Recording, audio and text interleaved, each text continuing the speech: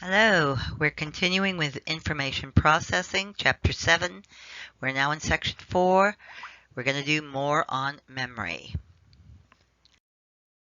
Last time we talked about keywords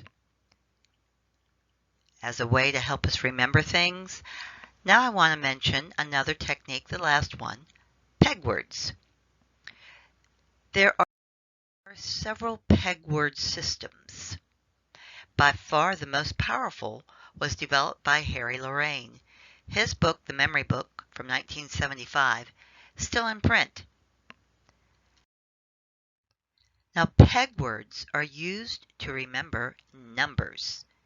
If you don't have very many numbers to remember, you probably don't need to use this system. But if you have a lot, this makes life so much easier. At one time, I was working in several different schools. At each school, I would have different numbers to remember. My phone access code, the copy machine code, my building access code, and then I also had the ones from home. I had a garage opener numbers, multiple ATM access codes. I had a lot of numbers to keep track of. With the peg word system, you associate each digit with a sound. Now, you may not know this. There are essentially only 10 consonant sounds in English. That's if you count voiced and unvoiced consonants as the same. With the system, 1 is associated with t and d. That's unvoiced and voiced. We remember this because of the single straight vertical line like a 1 we have when writing the T. 2 is associated with N because of the 2 points we find in the bottom of the letter N. You might guess 3 is associated with M because of the 3 points. 4 is associated with the final sound in for. Now with 5, if you hold up your left hand and splay your fingers, you'll see an L made with that first finger and your thumb. For 6, imagine writing a J. If you complete the bottom curve, you have a 6. Yeah, I know it's backwards, but it's close enough. 6 is also associated with the unvoiced version of J, which is ch. 7's a little harder, I think. If you hold up your fingers to designate 7 items and look at your right hand, there's a good chance that you're making the letter K in American Sign Language. 7 is associated with K and the voiced version, which is a hard G. 8, well, here if you write a cursive F, it looks a lot like an 8.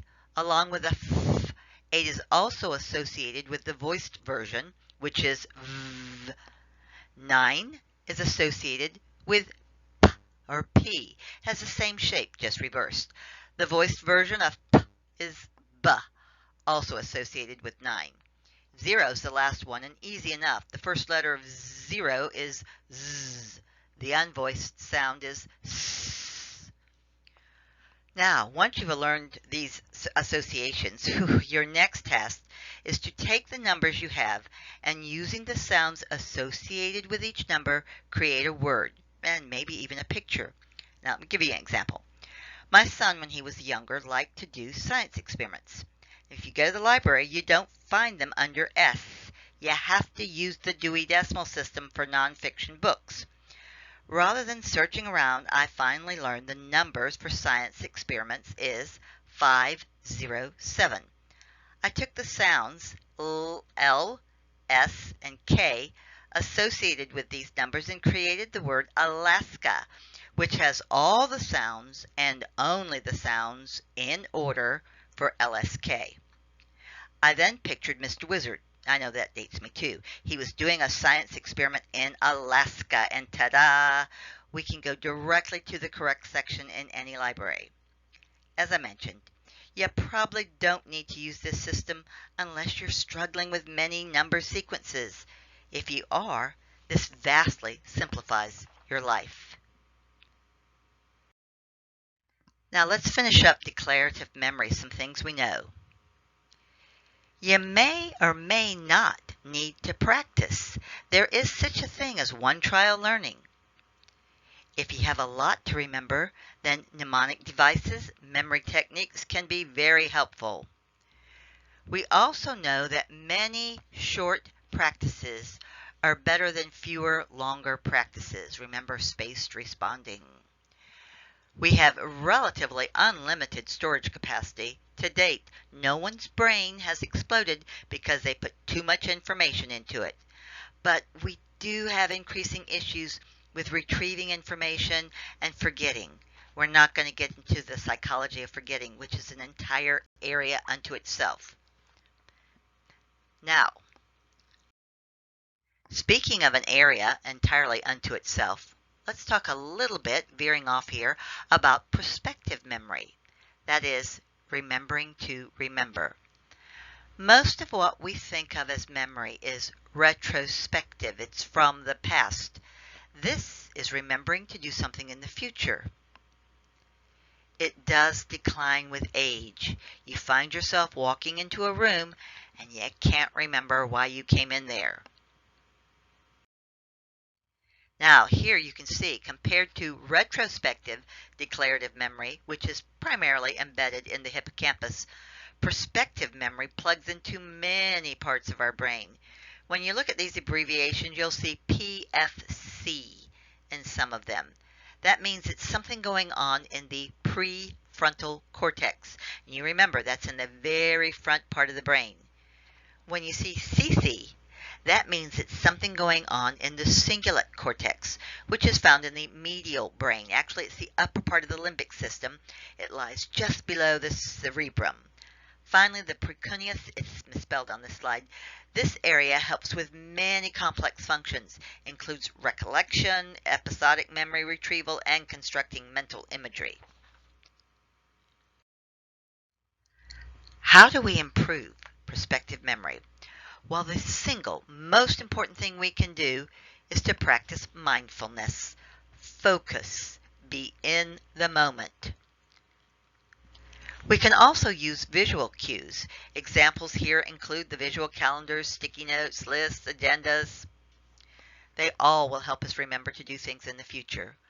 Probably most of us rely on electronic reminders. Our phones, we program in our reminders. The last type of memory I want to talk about is procedural memory, also called implicit memory. This is a type of long-term memory. There is an existing learning curve. Once we have mastered a task, we typically perform it without recalling those earlier learning experiences. We perform many of these tasks without conscious thought. We accomplish them automatically. For example, we don't typically have to actively engage to tie our shoes.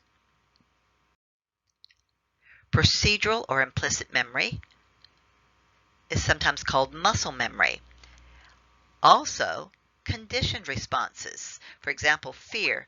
If you had an accident while making a left turn, you probably will get queasy feelings for a while every time you make a left turn, even if the accident doesn't come to mind.